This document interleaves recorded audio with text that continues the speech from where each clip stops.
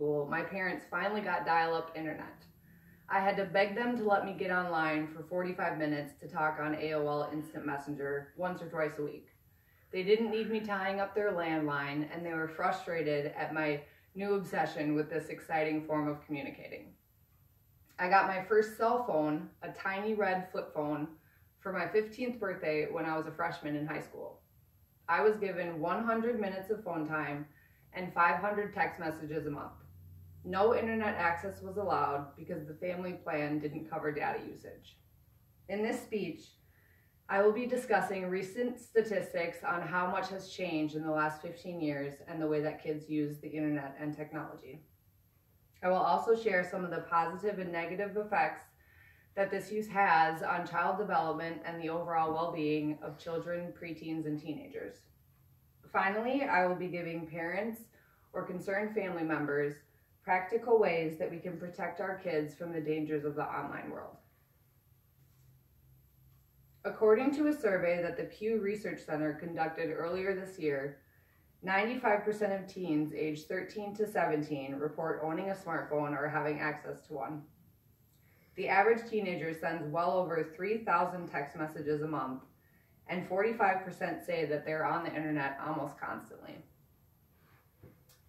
This image is the new normal in our world. The average age that a child receives their first cell phone is 10, which is down from age 12 in 2012.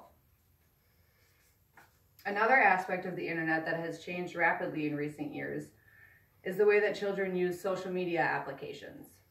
Recent surveys show that YouTube, Instagram, and Snapchat are now the most popular platforms. Facebook is no longer the dominant platform, with only 51% of teens having an account. With the rise in social media and internet use, online bullying has become more prevalent year after year.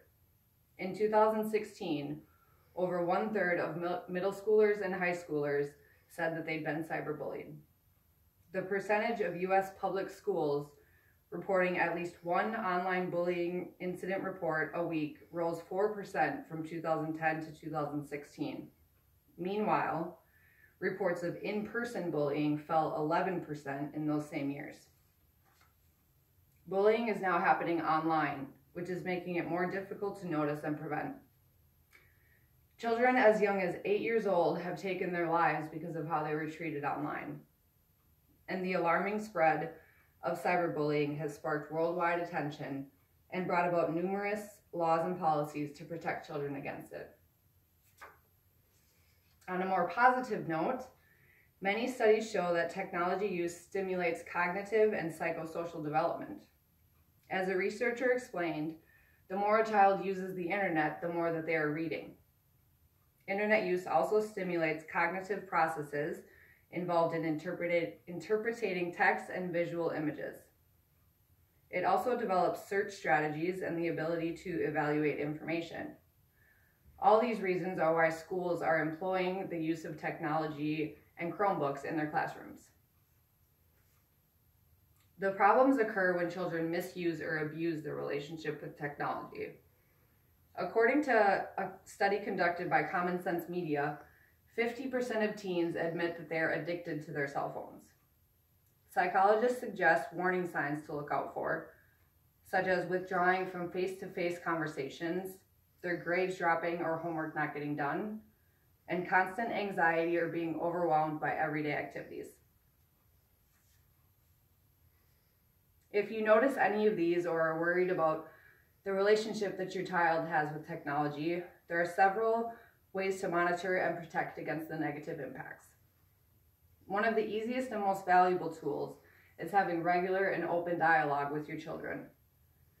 Discussing appropriate online behavior and setting rules and limitations can help to avoid problems in the future. Letting your child know that you're there to listen to them and they can trust you to come to them with anything that happens to them online is of the utmost importance. There's a fine line between respecting their privacy and protecting them from the dangers of the online world. Finally, one of the most effective ways to prevent misuse of technology is to encourage other forms of interaction and behavior. encouraging face-to-face conversations, employing no screen days where they aren't in front of a phone, TV, or computer, and encouraging sports, hobbies, and other recreational activities.